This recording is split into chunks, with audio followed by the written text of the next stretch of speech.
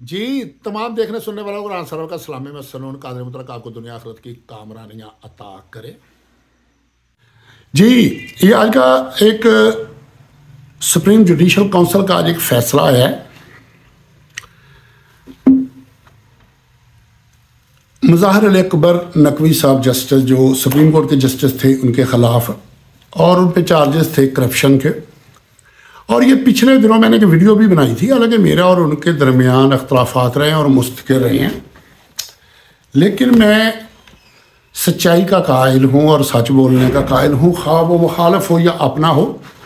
اور یہ جب انہوں نے استعفیٰ دیا تو استعفیٰ سے پہلے ان کے جتنے بھی فیصلے آ رہے تھے نا وہ تقریباً آئین اور قانون کے مطابق آ رہے تھے، اور بالکل میں نے اس میں ان کو اپریشیٹ بھی کیا تھا۔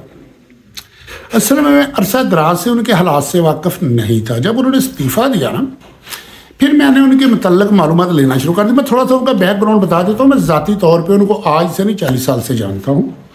وہ ایک لوور میڈل کلاس گھرانے سے تھے۔ ان کا ایریا اندرون شہر آ گیا، کافی قیمت ہے، لیکن اسے پوش ایریا نہیں کہہ سکتے۔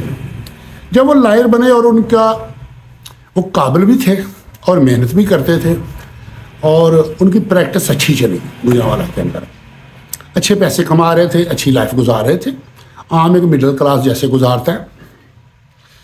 اور اس کے ساتھ ساتھ ان کا ایک مذہبی جماعت سے بہت کلوز رشتہ تھا، اور اسے بھرپور ٹائم بھی دیتے تھے، اور اس جماعت کی قیادت تک اس کے رابطے تھے، اور اس جماعت کے لیے انہوں نے اپنی خدمات جو ہیں وہ فری میں دی ہوئی تھی، اور ان کے جماعت کے جتنے مقدمات ہوتے تھے وہ بغیر فیس کے وہ کیس کرتے تھے۔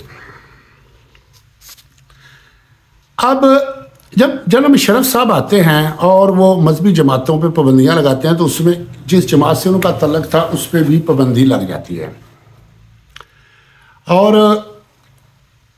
ان کی جماعت کے لیڈران جو گجرانوالہ آتے تھے تو شرف میزبانی اکثر ان کو حاصل ہوتا تھا۔ ان کے ہاں آتے تھے، ٹھہرتے تھے، پریس کانفرنس کرتے تھے، یہ ریکارڈ موجود ہے۔ اس کے بعد یہ ہوتا ہے غالباً 2003 میں مولانا اعظم طارق صاحب جو ممبر اسمبلی تھے اور اس وقت کی جمالی حکومت کا وہ حصہ بھی تھے، وہ گولڈا موڑ پہ شہید کر دیے جاتے ہیں، اور اس کی FIR جو ہے وہ ساجد نقوی، مان اللہ سے اور کچھ اور ایسے اور کچھ نامعلوم ان پہ وہ درج ہوتی ہے۔ اس وقت ایک اہم نقطہ جو ہے نا ان کے بارے میں بتانا وہ ضروری ہے، چونکہ اس سارے کیس میں، اس مقدمے میں بیک پہ ایران تھا، اور اس تنظیم کو ایران سپورٹ کر رہا تھا، ساجد نقوی صاحب کو بھی ایران سپورٹ کر رہا تھا۔ تو یہ گجرانوالہ چھوڑ کے جا کے مستقل ڈیرا لگا لیتے ہیں پنڈی اسلام آباد میں، اور دن رات یہ محنت کرتے ہیں۔ اور ایک بات حقیقت ہے، اور یہ میرے پرسنلی طور پہ تجربے میں بھی آئی ہے، میرا ایکسپیرینس ہے کہ اگر کوئی وکیل کسی کیس کو لے کے بیٹھ جائے اور دن رات اس پہ محنت کرے، وہ کتنا بھی سخت کیوں نہ ہو، اس میں سے وہ کوئی نہ کوئی پوائنٹ نکال لیتا ہے۔ تو ایران کی معاونت سے وہاں پہ یہ اتنی محنت کرتے ہیں کہ بہت ہی مختصر ہفتوں میں ساجد نقوی صاحب کی وہ ضمانت کروا لیتے ہیں۔ جب ان کی ضمانت ہوتی ہے اس کے کچھ عرصہ بعد اور وقت گزرتا ہے، تو ابتدائی دنوں میں ہمارے اداروں کے پاس اس کی فائلیں بھی تھیں، اور جیسے وہ ایسی جماعتوں کو واچ کرتے ہیں ان کو بھی کرتے تھے۔ جب زرداری صاحب صدر بنتے ہیں تو ایران کے سفیر صدر زرداری صاحب کو کہتے ہیں، اور صدر زرداری صاحب ان کو جسٹس لاہور ہائی کورٹ بنا دیتے ہیں۔ ان کے ساتھ اور بھی بنے تھے لیکن بہت سارے کنفرم نہیں ہوئے تھے، لیکن ان کو کنفرم کر لیا جاتا ہے۔ میں اس کے بعد ان کے حالات سے نہیں واقف۔ ہاں ایک دفعہ میرا ایسا ہوا تھا کہ میری ایک ریٹ پٹیشن تھی، میں نے شہباز شریف کے خلاف تھی، اور تھوڑا بہت ساتھی مجھے جانتے بھی ہوں گے کہ وہ ذہنی طور پہ ہمارے بہت زیادہ خلاف تھے شہباز شریف صاحب۔ تو ان دنوں ان کا پلان تھا مجھے انکاؤنٹر جعلی میں مروانے کا، تو میں نے ریٹ پٹیشن دائر کی، لیکن وہ میری ریٹ انہوں نے خارج کر دی تھی۔ لیکن مجھے اس پہ کوئی ایسا گلا نہیں، ان کی جگہ پہ کوئی بھی ہوتا تو اس نے ایسا ہی کرنا تھا۔ اچھا، اور یہ ساتھی جانتے ہیں کہ اس سے پہلے ایک مزار علی نقوی صاحب پہ میں نے ایک ویڈیو بنائی ہے اور میں نے ان کو اپریشیٹ کیا ہے کہ یہ آئین اور قانون کے مطابق سپریم کورٹ میں فیصلے دے رہے ہیں، لیکن ان کے استعفے کے بعد میں نے جب انویسٹیگیشن شروع کی ہے، میں وکلاء کو ملا ہوں، میں ایسے لوگوں کو ملا ہوں جن کا تھانے کچہریوں میں آنا جانا ہے، جن کا ان سے رابطہ ہے، میل جول ہے، جو بڑے بڑے کلوز ہیں، میں نے ہر ایک سے جا کے معلومات دینا شروع کی، اور جو مجھے معلومات ملی میں نے پھر دوبارہ لی، وہ 7-8 دفعہ میں نے اس کی تحقیق کر کے آج ویڈیو بنا دے رہا ہوں۔ جو مجھے وہاں سے پتہ چلا ہے اور وہ حیران کن باتیں ہیں۔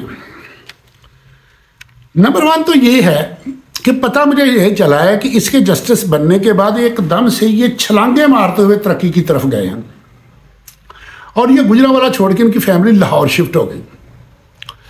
اور دیکھو، کوئی بھی بندہ جو اس کی بیک پہ جو کچھ بھی ہو نا، مال و زار ہو، اس کے رہن سہن، ملنے ملانے سے، چلنے پھرنے سے آدمیوں کو محسوس ہوتا ہے۔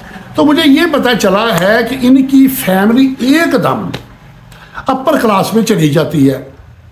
ان کے پہناوے، ان کی گاڑیاں، ان کا رہن سہن کہیں نہ کہیں جب ہم دیکھتے تھے تو وہ بہت ہی ہائی کلاس کا تھا، حالانکہ باحثیت جسٹس جتنی یہ تنخواہ لیتے تھے اس سے کہیں زیادہ بطور لائر یہ کما رہے تھے۔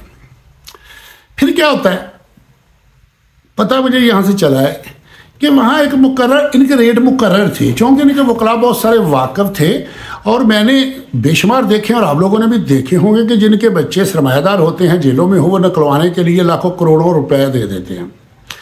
تو یہاں یہ سسٹم چلتا رہا ہے کہ جا کے اس سے بات ہوتی تھی اور یہ طے کرتے تھے اور ان کی بیلیں ہوتی تھیں۔ اس سے ہٹ کے یہ جو دیوانی کیس ہوتے ہیں نا پراپرٹیوں کے، یہ کھربوں کے ہوتے ہیں، بہت بہت مہنگے ہوتے ہیں، اس میں بہت بہت بڑی رشوتیں ملتی ہیں۔ اور ان کے بارے میں جو مجھے معلومات ملی ہے، انہوں نے، دیکھو میں جو باتیں کہہ رہا ہوں آج ان کے پروف ہیں اور دنیا بھی دیکھے گی، اور کوئی بھی ان کو چیک کر لے، ان کا رہن سہن چیک کر لے، تو بہت بڑے عمراء کا جیسے ہوتا ہے نا ویسے ان کا لائف سٹائل تھا۔ اور اس سے بھی بڑی بات وہ یہ ہے کہ ان کے جو کلوز رشتہ دار تھے وہ بھی کافی اپ ہو گئے مالی طور پہ، کافی سٹینڈ لے لیا انہوں نے، اور انہوں نے کی جائیدادیں، ان کے اثاثوں میں کافی اضافہ ہونا شروع ہو گیا۔ اور بلکہ میرے یہ ساتھ کریم محلے میں ان کے ایک عزیز رہتے ہیں جو انتہائی غریب تھے، سمپل سا مکان تھا، تو مجھے کسی نے بتایا کہ ان کی وجہ سے یہ بڑے بہتر، میں بڑا حیران ہوا کہ یار یہ تو ایک رشتہ دار ہیں، دور سے کیسے ہو، لیکن پھر بھی یہ ان کے بڑے تکے ہوتے ہیں۔ اور میں نے خود بھی وہ دیکھا، اور اچھے مکان میں ٹائلیں وغیرہ لگی ہوئی ہیں اور بہتر لائف گزار ہیں۔ اس میں یہ ہوتا ہے کہ کوئی بھی عزیز و اقارب کسی بھی علاقے سے اسے کوئی بندہ کو کام کہتا ہے، وہ کہتا ہے میں کروڑ یا 2 کروڑ یا 3 کروڑ دیتا ہوں، میرا یہ کام کروا دو، اور اس نے اپنے عزیز و اقارب کے کہنے پہ 1-1 2-2 3-3 کام کر کے، جس کے بعد 2-4-5 کروڑ آ جائے تو وہ چھوٹا موٹا بزنس شروع کر کے اچھی رہائش اختیار کر کے گاڑی رکھ کے اپنی لائف گزار سکتا ہے۔ اور اس نے صرف خود کو، اپنی فیملی کو ہی نہیں نوازا، اپنے خاندان کو بھی نوازا ہے۔ یا ایک پوائنٹ جو ہے نا جو مجھے بہت زیادہ کھٹک رہا ہے وہ یہ ہے، جب اسے جسٹس بنایا گیا، اس کی اداروں کے پاس جو فائلیں تھیں وہ فائلوں کا کیا بنا؟ وہ فائلیں کہاں گئیں؟ بطور سیکٹیرین ان کی جو ایکٹیویٹی تھی وہ کہاں گئی؟ میرا بیٹا ہے، مجھ سے الگ ہے، اپنا بزنس کرتا ہے، وہ کریڈٹ کارڈ کے لیے اپلائی کرتا ہے، صرف میرا بیٹا ہونے کی وجہ سے اسے کریڈٹ کارڈ نہیں ملتا۔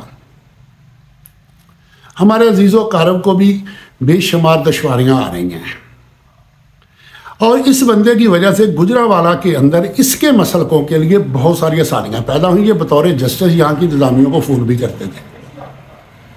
اس چیز کے بھی میرے پاس شواہد اور ثبوت ہیں، اور انہوں نے اپنے نظریات کو بہت زیادہ یہاں پہ پروموٹ کیا، بہت سپورٹ کی، اور بہت زیادہ پیسہ کمایا، بہت زیادہ مال کمایا۔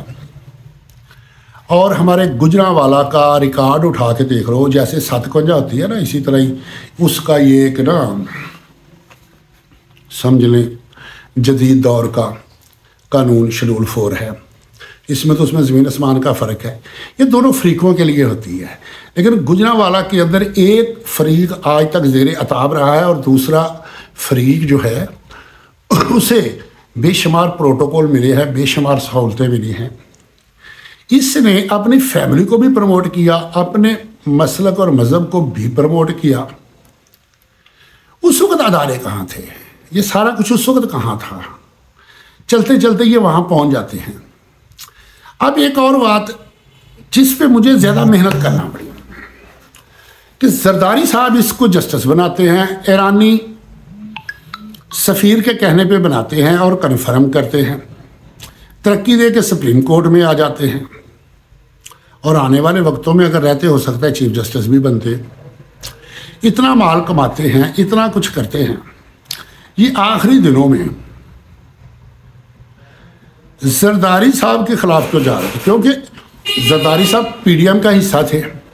ایک طرف عمران خان تھا یا اس کے ساتھ کچھ چند جو تھے وہ تھے، اور دوسری طرف ساری جماعتیں تھیں، ہمارے ادارے تھے. جب اداروں نے اسے سپورٹ کیا، میں ایک بات اکثر کہتا ہوں کہ میں ایک بات پہ اداروں کو سچا سمجھتا ہوں اور ان کی اس دلیل کو میں مانتا ہوں. وہ کہتے ہیں کہ جب ایک بندے کو ان نون کو ہم پروموٹ کرتے ہیں، چاہے وہ صحافی ہو، پولیٹیشین ہو، کوئی بھی ہو، اسے کوئی نہیں جانتا، ہم اسے سپورٹ کرتے ہیں، فنڈنگ کرتے ہیں، اس کو ہم طریقے سکھاتے ہیں، اس کو اس طریقے سے ہم تراش خراش کر کے اس کو ہیرا بنا دیتے ہیں.